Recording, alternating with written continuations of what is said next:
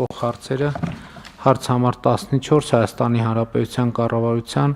2023 թվականի փետրվարի 9-ի համար 181 նորորոշման մեջ փոփոխություններ և լրացումներ կատարելու մասին հարցը զեկուցող կրթության, գիտության, մշակույթի և սպորտի նախարար Ժաննա Անդրեասյան։ Համեցեք Տիկին Անդրեասյան։ Շնորհակալություն մեծարգո վարչապետ, հարգելի գործընկերներ, ներկայացվող նախագիծը հանրակրթության ոլորտի բարեփոխումների շրջանակներում առաջարկվող կարգավորում է եւ մասնավորապես գիտեք, որ հանրակրթության ոլորտի բարեփոխումների շարքում առանձնահատուկ կարեւորություն ունի կառավարման բարեփոխումը, որի շրջանակներում դպրոցի բովանդակային կառավարումը տարանջատվել է վարչատնտեսական կառավարումից եւ տնօրենների համար սահմանվել են բովանդակային նոր պահանջներ։ Ներդրվել է տնօրենների նշանակման եռափուլ համակարգ, որի շրջանակներում հավակնորդները անցնում են հավաստագրման գործընթացով, այնուհետև ներկայացնում են զարգացման ծրագիր կոնկրետ հաստատության համար, որտեղ որ ցանկություն ունեն տնօրեն աշխատել։ Զարգացման ծրագիրը անցնում է անկախ փորձաքննություն մրցույթով ընտրված կազմակերպության կողմից եւ վերջին փուլում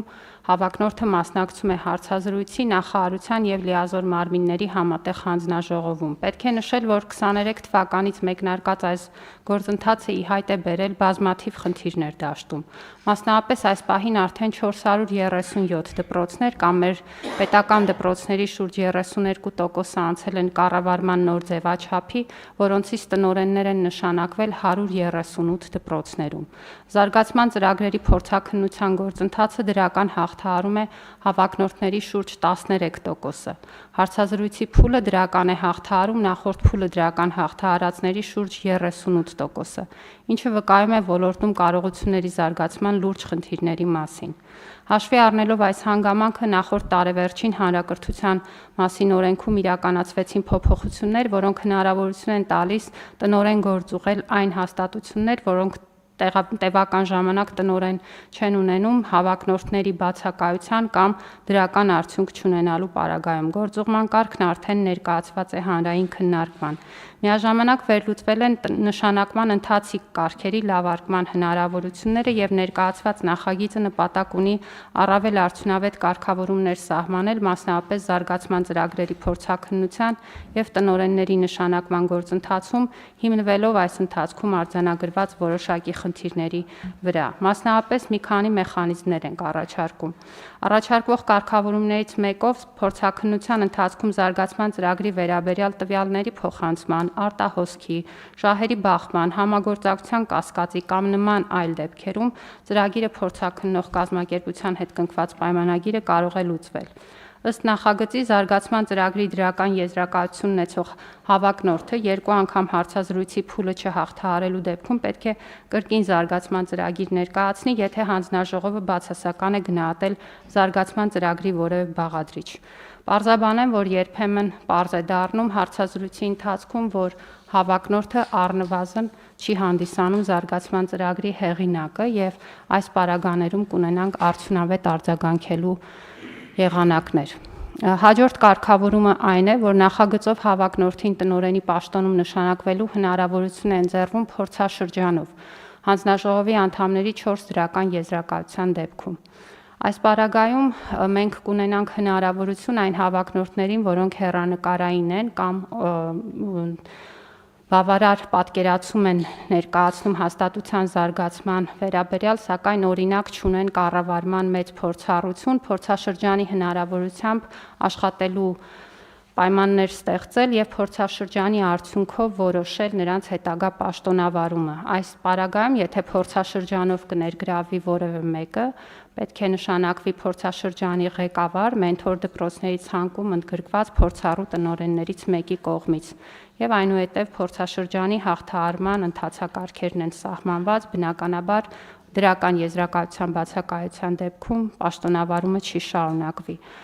Նախագծով առաջարկում է նաև այս գործընթացի թվայնացումը եւ համապատասխան կարգավորումները նույնպես տեղ են գտել որոշման նախագծում։ Կարգավորվել են նաև մի շարք ընթացիկ տեխնիկական հարցեր։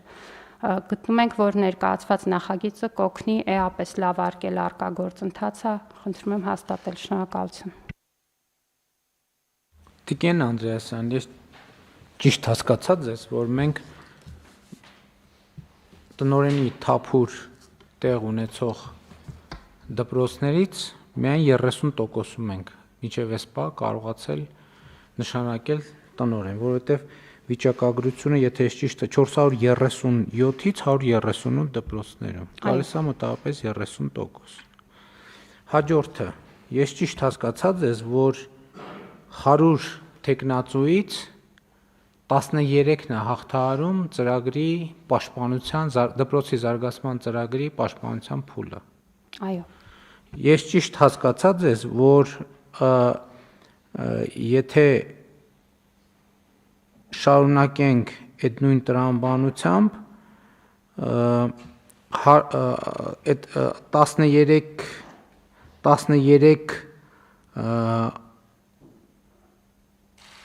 հոգուց ըստ էության 5-ն է, որ հաջորդ փուլում կամ նույնիսկ ավելի քիչն է, որ հաջորդ փուլում արդեն ռեալ հավակնում է, նշանակվում է տնօրեն չափանիշներին համապատասխանելու բերումով։ Հիմա ստացվում է, որ 100 հավակնորդից 5 հոգին է, որ մեր ստանդարտին համապատասխանում է։ Այո, պարոն վարչապետ։ Հիմա տեսեք, դուք ձեր խոսքի մեջ ասացիք ոլորտում կարողությունների զարգացման անհրաժեշտության մասին։ Ես կարծում եմ, որ մենք պետք է ի վերջո անենք քաղաքական արձանագրում եւ մեր փորձի վրա հիմնվելով, որ Հայաստանի Հանրապետությունում ընդհանուր առմամբ բոլոր ոլորտներում կա կադրային ճգնաժամ։ Բոլոր ոլորտներում։ Եվ այս արձանագրումը մենք ինչի չենք անում, ես լավ չեմ հասկանում։ Հիմա հերթով գալիս ենք տարբեր ոլորտներ, մենք նեղացնում ենք ուսուցիչներին, այս մեր խոսույթով, մենք նեղացնում ենք տնօրենների հավակնորդներին, մենք նեղացնում ենք քննիչներին, մենք նեղացնում ենք դատախազներին, մենք նեղացնում ենք համայնքային աշխատողներին, մենք նեղացնում ենք ավագանու անդամներին, մենք նեղացնում ենք ինքներս մեզ, ասելով, որ չենք կարող կառավարել ունենց, ոնց որ պետքա կառավարել։ Երեք երբ որ ես հերթական հանդիպումն էի ունենում քաղաքացիների փոքր խմբի հետ, իրական Հայաստանի գաղափարախոսությունը քննարկելու համար, մի քննարկման ընթացքում մի այսպիսի միտք հարցադրում, որը կարող է իրականում սադրիչ թվա, ծագեց։ Ես հարց տվեցի, ասի սիրելի ներկաներ, քաղաքացիներ էին, ասի մենք կարող ենք ձեր տպավորությամբ ասել, որ Հայաստանում ավտոմեքենա վարող անձանց, վարորդական իրավունք ունեցող անձանց 70%-ը իրականում չունի մեր ստանդարտներին համապատասխանող անհմտությունները, որոնք անհրաժեշտ են ավտոմեքենա վարելու համար։ Բոլորը միանգամից ռեակցիա տվին, ասին 95%-ը։ Ասի ես չի ուզում տենց ասեի։ Ես չի ուզում տենց ասեի, մտածելով, որ տենց էլի հերթական անգամ տենց շատ սուր ձևակերպում կանեմ, անհարկի սուր։ Շատ լավ ասում եք 95%-ը եւ ասի դահլիճում ներառյալ մարդ կա, որ պատշաճ ձևով քննություն է հանձնել, չարչարվելով եւ վարորդական իրավունք հաստատել։ Կանայք կային 2-3, որ այս վերջերս են սկսել process-ի մեջ մտնել եւ լավ ծանոթություն են ըստ ամենայնի, ասին հա մենք կտրվել ենք, չարչարվում ենք։ Ես ուրիշ բան ասացի, եթե մեր վարորդների ընդ որում մնացածով խոստովանեցինք ներառյալ ես, որ այդ վարորդական իրավունքը բան եմ ես ինքս իմ օրինակը բերեցի, ես բնականաբար կաշառք չեմ տվել, ես այն ժամանակ երբ որ ստանում էի, հայտնի լրագրող էի, ես որ ծնկաչող աղաչի էի, ինձ չէին թողի, որ ես քննություն տամ։ Ես հələ բանին այդ տարածքին մի 300 մետրի վրա բերին իմ բանը տվին, ասին գնա ստեղից, շուտ հնարավորինս շուտ ստեղից գնա, գործ չունես մեզ հետ։ Ես ուրիշ հարց տվի, ասի, լավ, եթե վարորդների 95%-ը այս տրամաբանության մեջ է, իսկ կարող է մենք ենթադրություն անենք, որ Հայաստանում աշխատող օրինակ սանտեխնիկների 70%-ը չի համապատասխանում այն ստանդարտներին, որը անհրաժեշտ է սանտեխնիկ աշխատելու համար։ Լսարանը ռեակցիա տվեց, ասեց 80%, 85% ու մարդիկ բոլորը պատրաստ էին պատմել, թե ինչ տեղի ունեցավ այն ժամանակ, Երբ որ իրեն ծորակը փչացել էր եւ իրենք սանտեխնիկ հրավիրեցին, որպեսզի այդ ծորակը կառուցվի։ Ու սենց մենք տրամաբանությունը, եթե հիմա հաջորդ կարող ենք գալ ասել, կարող ենք նույնը ասել դերձակների մասին։ Կարող ենք նույնը ասել, ասենք օրինակ կաֆել խփողների մասին։ Կարող ենք ասել։ Եվ ես եկա հասա հետևյալ տրամաբանությամբ։ Իսկ եթե նույնը կարող ենք ասել վարորդի, սանտեխնիկի, կառավարիչի, այնտեղ ուսուցիչներ կային, ասցին ուսուցիչների, ասցի ես հատուկ չէի ասում, որովհետև ես մտածում եմ, որ այնուամենայնիվ մասնագիտություններ կան, որոնց մասին պետքա շատ զգուշ խոսալ, իրանք ասին, չէ, այդ դեպքում էլ կա։ Ես շարունակեցի միտքը։ Ասցի, իսկ հարգելի գործընկերներ, եթե վարորդները, սանտեխնիկները, կաֆել խփողները, մեթլախփողները, դերձակները, ուսուցիչները, բոլորի մասին կարանք այդ ասենք, իսկ ինչի չենք կարող ասենք երկրի կառավարիչների մասին։ Ինչի չենք կարող ասել քաղաքական գործիչների մասին։ Որովհետև եթե դա է կանոնը, դա կանոն է բոլորի համար։ Իսկ ինչ պարտադիր է, որ դու մեքենա վարել իմանաս, որ դու մեքենա վարես։ Որովհետև մեքենա վարելը նույնն է մեքենան A կետից B կետի տեղափոխելու հետ։ Բացարձակապես նույն բանն է։ Իսկ ինչ կա, մեքենա վարելը սրանք լրիվ գժվել են։ Մեքենա վարելու մեջ բարդություն կա, ոտը դնում ես գազին, հիմա էլ կան բարդ չի, մի ժամանակ էր որ պերվի կար, վտարոյի կար, տրեցի կար, հիմա չկա ոչի բան։ Դնում ես դեի վրա ու գազ ես տալիս, ինչքան գնացիր։ Քանի հոգի ճամփին ինչ կլինի էական չի, բայց մենք պետք է հասկանանք, որ սա,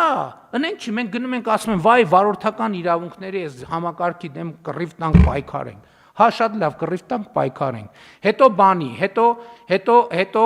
ուսումնարանում, հետո դպրոցում, հետո կաֆել խփող, հետո այն մեկը, չէ ժողովուրդ ջան, եկեք ի վերջո խոստովանենք, որ ամենտեղ եւ ամենուր այդ նույն վիճակն է, ներառյալ կառավարման համակարգում։ Իսկ եթե կարելի է նույն կերպ մեքենա քշել, ինչի չի կարելի նույն կերպ լինել հազար ներողություն, չեմ ուզում, ինչի չի կարելի նույն կերպ լինել կառավարության անդամ, ինչի չի կարելի։ Ով ասե որ չի կարելի։ Ինչի չի կարելի նույն կերպ լինել բանի պետական պաշտոնյա։ Ինչի չի կարելի նույն կերպ լինել քննիչ, ինչի նույն կերպ չի կարելի լինել դատավոր, ինչի նույն կերպ չի կարելի լինել դատախազ, ինչի նույն կերպ չի կարելի լինել օպեր լիազոր։ Ցանկացած բան, ինչի նույն կերպ չի կարելի, ով կարա բացատրի, ինչի, եթե կարելի է վարորդ լինել, չիմանալով մեքենա քշել, ինչի չի կարելի լինել կառավարիչ չիմանալով կառավարել, ինչի, եթե դա հանրության մեջ կոնսենսուս է, որ կարելի է տենց, ինչ տարբերություն, ինչ մեքենա ես վարում։ Եվ մենք պետք է խոստովանենք 7 տարվա մեջ վերակենում առավոտից իրիկու ասում եմ, այս կառավարությունը սխալ կադրային քաղաքականություն է վարում։ Հա, կառավարությունը սխալ կադրային քաղաքականություն է վարում, որովհետև երկրում կադրային ճգնաժամ է, մարդկային ռեսուրսի ճգնաժամ է, հարգելի գործընկերներ։ Իսկ գիտեք ինչի է ճգնաժամ։ Որովհետև մի երկրում, որտեղ բնակավայրերի 70 եւ ավել տոկոսում մանկապարտեզ չկա։ Երբ որ դպրոցների 70 եւ ավել տոկոսը կիսավերված է ֆիզիկական եւ բովանդակային առումով, չի կարող այդտեղ չլինել կադրային սով։ Կան երկրում լավ կադրել ունենց, հիմա կասեն, ինչ չորացել է մեր երկրի արգանդը չորացել է, չէ, չի չորացել, ժողովուրդ ջան։ Կան լավ կադրեր, այո, կան լավ կադրեր։ Փոքր խումբ, որոնք 1, 2, 3, 4, 5, 6, 7, 8, 9, 10 միլիոն դրամով աշխատում են Հայաստանում, Հայաստանից դուրս։ Եվ չեն էլ գա աշխատեն կառավարությունում, հələ մի բան չի, 400-500 հազար դրամ ստանան, ամեն ստացած կոպեկի հետ էլ անեցքը հետը տանեն տուն։ Էլի բանը, պարքևավճարը, մեր բաները տարան, պարքևավճարը վճարեցին։ Եվ ինչի պետք է, սա շատ լավ տեսարան է, շատ լավ, բայց սա ուրիշների մասին չի, ժողովուրդ ջան, սա մեր մասին է։ Հերիքա այդ բանը, այդ սրբազանացման բանից պետքա դուրս գանք։ Մենք մեզ այս սրբազանացնելու տրամաբանությունից, սա մեր դեմքն է, սա մեր պատկերն է։ Նույնն է մեզ հետ կլինի, եթե մի հատ սենց տեստ է մենք անցնենք, նույնն է մեզ հետ արնելու, խնդրում եմ հանկարծ եկեք բան չանենք։ Ինքներս մեզ չխաբենք, նույնն էլ մեզ հետ արնելու։ Նույնն էլ մեզնից առաջների հետ է ելնելու, անեն չլինի, էլի, նույնն էլ նրանցից առաջների հետ է ելնելու։ Որովհետև մենք մեքենա քշել չգիտենք, Ժողովուրդ ջան, որովհետև մենք վարորդական իրավունք ստացել ենք նենց, ոնց որ ստացել ենք։ Մնացած ամեն ինչն էլ ենք ստացել, կան բացառություններ, իհարկե կան բացառություններ, բայց բացառությունը ընդամենը հաստատում է օրինաչափությունը։ Եվ եթե մենք այս պարզությամբ եւ այս ուղղությամբ եւ այս ազնվությամբ հարցերին չնայենք, մենք շանս չունենք ընդհանրապես։ Որևէ շանս չունենք։ Մարդը ինձ ես կխելագարվեմ ուղղակի։ Մարդը ինձ նամակ է գրում։ Մարդիկ ասում են, ոնց ասում են, բայց ինձ աշխատանք չես տալիս, պարոն վարչապետ։ Ասում ենք, նայում եմ այդ տեքստը իմ գրած 4 նախադասություն է, մեջը 17 հատ ուղղագրական սխալ կա։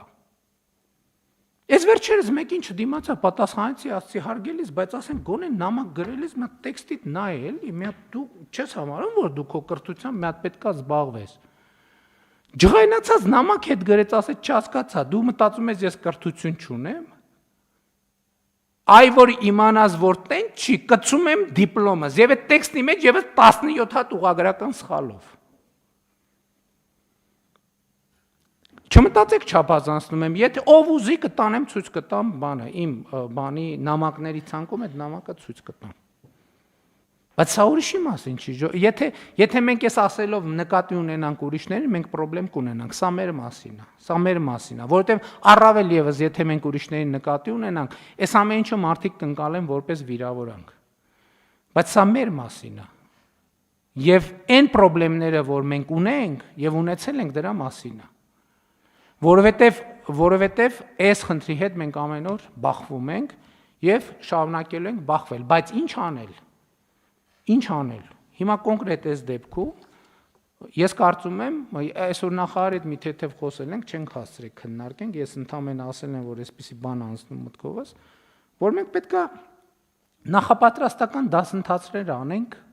այսինքն ոչ մեկի թույլ չտանք տնօրենի մրցույթի մասնակցի, միջև ինքը այդ դասընթացը չգնա, չսովորի, չավարտի եւ բան չստանա, սերտիֆիկատ չստանա, որ ինքը մենք միջև էս ինչ որ հավաստագրի մեխանիզմ ունեինք, հա, բայց կարևորը որ բան չլինի, վարորդական իրավունքի նման չլինի, կարևորը որ դա ռեալ լինի, որովհետեւ էլի եմ ասում, դպրոցի տնօրենը մենք այդ վատ պատկերացում է, որ լավ ուսուցիչը կարա լավ տնօրենը լինի, կարա իսկապես շատ լավ ուսուցիչ լինի, բայց չկարողանա լավ տնօրեն լինի, եւ կառավարումը բոլորովին ուրիշ բան է։ Չնայած ասում եմ, այս ամեն ինչի մասին մենք պետք է մտածենք ընդհանուր առմամբ կառավարման համակարգում։ Մենք ինչ ունենք անելու, որ ավելի լավ կառավարել սովորենք։ Մենք կառավարության անդամներս։ Ես երեք հակակոռուպցիոն քաղաքականության խորհրդի նիստի ժամանակ արդեն որ 3-րդ անգամ այդ հարցը բարձրացնում եմ։ Մենք հակակոռուպցիոն քաղաքականության ռազմավարությունը ընդունելիս ասել ենք, գրել ենք, ֆիքսել ենք, որ պետք է այդ թվում պետական կառավարման մարմիններում հակակոռուպցիոն դասընթացներ լինեն, այդ թվում բարձրաստիճան պաշտոնյաների համար։ Ես հարց եմ տալիս, քանի հատ այդպիսի դասընթաց են կարել։ 0, ոչ մի հատ։ Համենայն դեպս ինձ ոչ մեկ չի ասել, պարոն վարչապետ, կառավարությունում կամ վարչապետի աշխատակազմում sense դասընթաց է կազմակերպվում։ Կարող է դուք հետաքրքրված եք։ Ոչ մեկ չի ասել։ Եթե ասեն, ես կգնայի խելոք աշակերտի նման կնստեի, կլսեի ինչ են ասում։ Բայց ոչ մեկի մտքով չի անցել, որովհետև մենք ամեն ինչ գիտենք, մեր ինչին է պետք նենց բանը։ Մենք ամեն ինչ գիտենք, բա որ ամեն ինչ չգիտենք, ինչ գործ ունենք, որ հայտնվել ենք այս կբանում, այս դահլիճում, ուրեմն մենք ամեն ինչ գիտենք, բացարձակապես մեզով պետք է բան սովորացնի, մենք պետք է բան սովորացնենք։ Եվ սա այս դահլիճի, այս աթոռի տասնամյակների պրոբլեմն է։ Ես էլի չեմ հոգնի դա ասել, մի մարդ մոտավորապես 2000 քանի տարի առաջ ասելա ես գիտեմ, որ ոչինչ չգիտեմ։ Եվ մինչև հիմա այդ մարդը փոթորկում է մեր մտքերը։ Իսկ մենք ասում ենք, մենք գիտենք, որ ամեն ինչ գիտենք։ Եվ դրա համար համենայն դեպս մտքերը չենք կարողանում փոթորկել։ Ցանկացած ուրիշ բան փոթորկում ենք, բայց մտքեր չենք կարողանում փոթորկել։ Հետևաբար իմ արձանագրումն էլ ըստ էության այս հարցը իհարկե կքննարկենք, բայց ես առաջարկում եմ, որ մենք դա արձանագրենք, որ Հայաստանի Հանրապետությունում խորը կադրային ճգնաժամ է։ Եվ 4 նախադասություն կամ 5 նախադասություն վարժ ասելու ընդունակությունը չի նշանակում բան գիտելիք, այո, չի նշանակում գիտելիք։ Նույնիսկ գիտելիք ունենալը չի նշանակում գիտելիք, որովհետև գիտելիք ունենալը մի բան է, գիտելիքը կիրառելը երկրորդ բանն է, գիտելիքը երրորդին փոխանցելը բոլորովին ուրիշ բան է։ Այդ մեր կրթության ոլորտում լավ է, որ դրանից եմ ես սովորել անկեղծ ասած, որ ատեստավորման եւ տարակարգի բաները, թեմաները, որ իմանալը ուրիշ բան է, փոխանցելը ուրիշ բան է։ Դրանք կարող են այնքան տարբեր բան, որովհետև կարող ես լիարժեք գիտելիք ունենալ, բայց չունենալ հմտություն այդ գիտելիքը փոխանցել դիմացինի մարդուն, հազար ու մի պատճառով։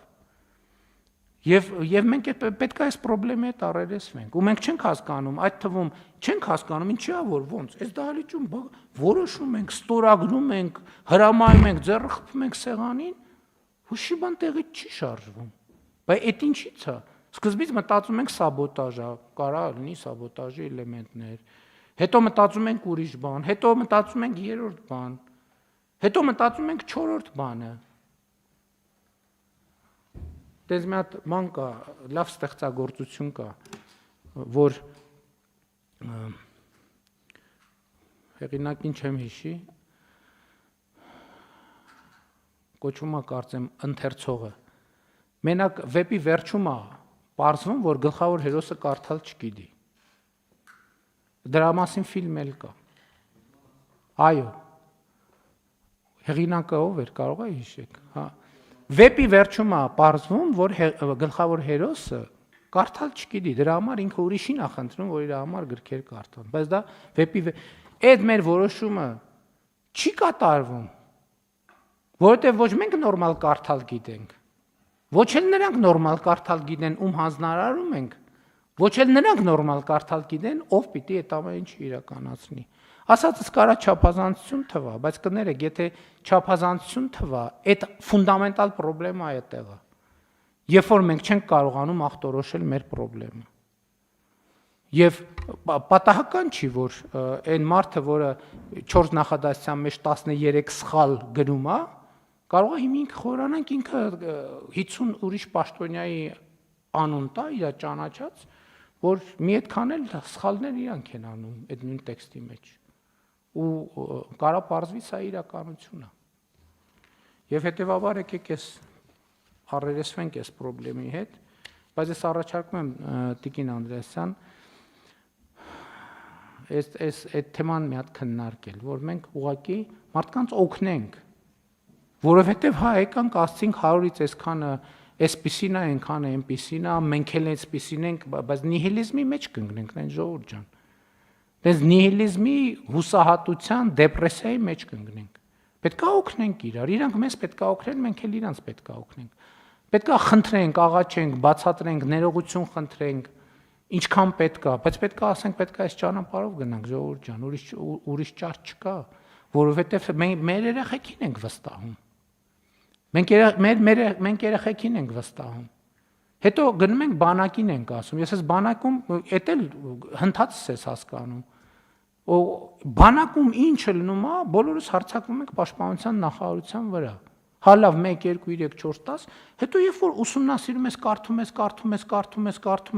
ես, հետազոտություն ես պատվիրում, հարցում ես, մեկ էլ ասում ես մի րոպե, բայց այս խնդիրներից ոչ մեկը բանակում չի ձևավորվել։ Ոչ մեկը։ Այդ բոլոր խնդիրները քաղաքացիական կյանքից սենց կտոր գալիս են Միտեղ են puzzle-ի կտորները միտեղ հավաքվում են եւ puzzle-ը հավաքվում է։ Շատ པարզ տրամաբանությամբ, շատ པարզ պատճառաբանությամբ, ու մենք սա չենք հասկանում։ Գնում ենք, ասում ենք, էս անենք բանակում անել արդեն ուշ է, ժողովուրդ ջան։ Բանակում էլ չենք կարա բան անենք, պետք է մանկապարտեզում ու դպրոցում անենք։ Բուհում պետք է անենք։ Բանակում էլ իր հերթին, սա չի նշանակում, որ այնտեղ, բայց իրականում տենց է։ Իրականում տենց է, ես մի անգամ բանի ժամանակ կառավարության նիստի ժամանակ կարծեմ խոսեցի դրա մասին, համենայն դեպս նախարարին ես մեր դպրոցականների իմացությունը այո, բայց ֆիզիկական եւ հոգեբանական պատրաստվածության մակարդակը, հոգեբանական պատրաստվածության մակարդակը։ Դեպքեր ա լինում, չէ՞ որ ուզում ենք հասկանանք, լավ, ինչի է այդ ամեն ինչ տեղի ունեցել։ Ինչի է տեղի ունեցել։ Եվ հասկանում ես, որ մեր երեխաները դպրոցից դուրս են գալիս հոգեբանական պատրաստություն չունենալով, կյանք են մտնում հոգեբանական պատրաստություն չունենալով։ Հոգեբանորեն թույլ լինելով, թույլ կամքով։ Դե եկեք չասենք սա։ Եկեք չասենք սա, բայց ինչքան կլինի չասել սա։ Համեցեք։ Շնորհակալություն, պարոն վարչապետ, իրոք ավելի լավ է այդ խնդիրները ձևակերպել ու հասկանալ, որ այս իրավիճակ ունեն, որպեսզի կարողանանք նաև լուծումների գնալ եւ ճիշտ եք, որ այստեղ աջակցության կարիք կա ու մենք մի փորձնական ծրագիր ենք արդեն մի քանի ամիս է մեկնարկել, ընտրել ենք 60 հոգի, որոնք մեր գործընկերների հետ համատեղ անցնում են առանձին դասընթացների շարք, որը պետք է օգնի ավելի լավ պատրաստվել եւ այդ պիլոտային ծրագրի ամփոփումից հետո նաև կհասկանանք, թե ինչ բովանդակության դասընթացներ պետք է հնարավոր դարձնենք դպրոցի տնօրենների հավակնորդների համար, որպեսզի վերջիններս նաև կարողանան պատրաստվել դպրոցը կառավարելուն։ Չնայած պետք է ցավով ասեմ, որ իրականում մենք այդ խնդիրը նկատում ենք ոչ միայն այն մարդկանց մոտ, ովքեր որ նախկինում դպրոցի տնօրեն չեն եղել եւ հիմա դիմում են այդ պաշտոնի համար, այլ նաև մարդկանց մոտ, ովքեր որ մեկ շրջափուլ, որը 5 տարի է կամ 2 շրջափուլ կամ ավել աշխատել են որպես դպրոցի տնօրեն, բայց սա նաև օբյեկտիվ հիմնավորվածություն ունի, պարոն վարչապետ, սա կուզեմ ընդգծել, որտեվ մեր պահանջները դպրոցի տնօրենից նախկինում եղել է թե վարչատնտեսական, թե բովանդակային։ Եվ քանի որ ինչպես դուք նշեցիք, մեր դպրոցական շենքերի մեծ մասը գտնվում են մեղմ ասած ոչ բարվոք վիճակում, այդ մարդկանց զգալի մասը, նաև իր աշխատանքի զգալի մասը նվիրել է հենց դպրոցի շենքի, գույքի, ամենատարրական այսպիսի հարցերի լուծմանը, ու բովանդակային հարցերով զբաղվելու ժամանակ հաճախ չի մնացել։ Ու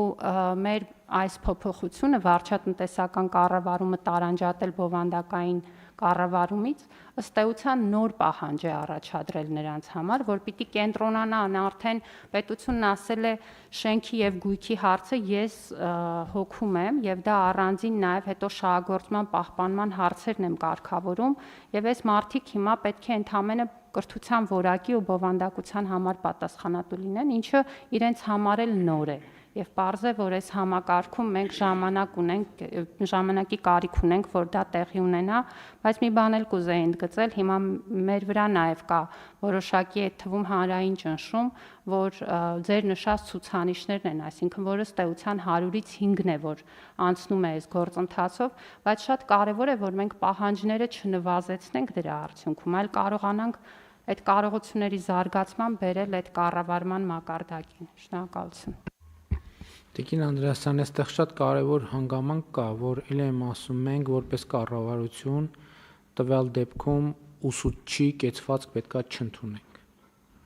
Մենք ուսուցիչ չենք, մենք բան չենք, մենք վարժապետ չենք, մենք ծառայություն ենք իրականացնում եւ մենք ընդհանրապես լավ կլինի, որ այս իրողությունները արձանագրելով բոլորս մեր հանրապետությունում ելնենք հետևյալ իրողությունից։ Մենք գիտենք, որ ոչինչ չգիտենք եւ սկսենք կառուցել սրա վրա, որպեսզի մարդկանց մոտ դիմադրություն չառաջանա, որ այս եկել են մենք ես այսքան տարվա մանկավարժ եմ, եկել են ինձ սովորեցնում են։ Ոչ մեկին ոչ մի բան չի սովորեցնում։ Մենք առաջին հերթին ինքներս ենք ուզում սովորել եւ պետքա սովորենք։ Եվ ամոթ բան չկա, ելի եմ ասում։ Այո, մենք ավտոմեքենա վարելուց, գալիս է տարվա վերջում աղմուկը։ Այս ոստիկանությունը սա ձախողել են, այսքան վթար կա, այսքան զոհ կա։ Ոչ մեկ չի ասում, Ժողովուրդ ջան, մենք ավտո քշել գիտենք։ Դե եկեք գնանք բան անենք։ Հիմա կներեք, մենք որ տարբեր տեղերում ատեստավորում ենք անում, չէ, ճիշտ ենք անում։ Ուզում ենք որակավորումը ստուգենք։ Դե եկեք ասենք, դե որ ուրեմն մեր մոտ sense մեծ հանրային խնդրեմ է եւ այո, անվտանգության խնդրեմ է, մեր երկրում վթարների մեծ քանակը եւ զոհերի մեծ թիվը, եկեք վարորդների ատեստավորում անենք։ Շատ լավ արդյունքներ կունենանք, երթևեկությունը սկսենք ոտով քայլել նախ, առողջ ապրելակերպի կանցնենք, համաձայնենք։ Ես այդ բանը, այդ ընդհանրապես էլ է շատ մեծ ֆունդամենտալ խնդրեմ, որը մեկը կառավարության պատասխանատվությունը չի կարող նսեմացնել, հարցը այդ չի։ Կառավարությունը ամեն ինչի միշտ ամեն ինչի պատասխանատուն է։ Բայց մարդը բանը անում, խմում, գնում է պատին տալիս է, 7-8 հոգի զոհվում է, դուրս է գալիս, ասում է, այսի երկիր չի ընդհանրապես։ Էս ինչ է զոհերի թիվը, էս ինչքան հասավ ստեղ։ Լավ, սեն չի լինի, Ժողովուրդ ջան։ Որովհետև եթե մեր պատասխանատվությունն է, ուրեմն պետք է փագենք, ասենք չեք քշում, որովհետև 90%-ը հարցում անենք, էլի այդ արդյունքը կստանանք, երեք այդպես խումբեր, լավ 80%-ը, լավ 60, լավ 40, լավ 50։ Բայց պետք է առերեսվենք, չի կարելի, մենք անընդհատ այդ կեղծիքի մեջ ենք, մենք անընդհատ այդ կեղծիքի մեջ ենք, անընդհատ։ Սա ֆունդամենտալ իրողություն է մեզ համար, մենք անընդհատ այդ կեղծիքի մեջ ենք։ Մեր վարորդական իրավունքները համատարած կեղծ են, համատարած մարդիկ ղեկին նստում են դրա իրավունքը չունենալով, որովհետև ունեն ոչ թե կեղծված են, այլ կեղծ են։ Այն կեղծվածներն էլ հլա իրանց հերթին, կեղծվածների խնդիրն էլ առանձին կա, բայց նույնիսկ չկեղծվածները կեղծ են։ Ստեղ է մեր խնդրեմը։ Եվ տենց շղթայական ամեն ինչը։ Ու պետք է հասկանանք, այսինքն հասկանալու ձևը էս է։ Մենք հլա որ բան ենք անում, այն ժամանակ հլը նոր եկել ենք սենց տառապելով, որ չենք կարող հարցը լուծենք, եկել ենք այս եզրակացության։ Բա պատկերացնեք, մենք սկսենք այս եզրակացությունից։ Մենք հենց այդ կանխաբարկածով ենք եղել, որ այդտեղ պետք է զգուշ լինել, բան չլինել եւ այլն, բայց իրողությունները լրիվ ուրիշ բան են ցույց տալիս։ Եվ պետք չի ուրիշների մասին խոսել, ուրիշներին նեղացնել, հա արձանագրենք, որ բոլորս այս նույն տրամաբանության մեջ ենք, պլյուս մինուս մի քիչ, բայց միջին վիճակագրորեն բոլորս այս նույն տրամաբանության մեջ ենք։ Ինչ ուրիշների հիմա ասում ենք, մեզ էլ է վերաբերվում, մեզնից յուրաքանչյուրին էլ է վերաբերվում, եթե տենց չառաջնորդվենք, ոչ մի բան էլ չի ստացվի։ Խնդրեմ, կան այլ մտքեր։ Ըստ այդմ առաջարկում եմ հարց դնել քվեարկության, ովքեր են դեմ որոշման ընդունմանը, դեմ չկա, որոշումն ընդունված է։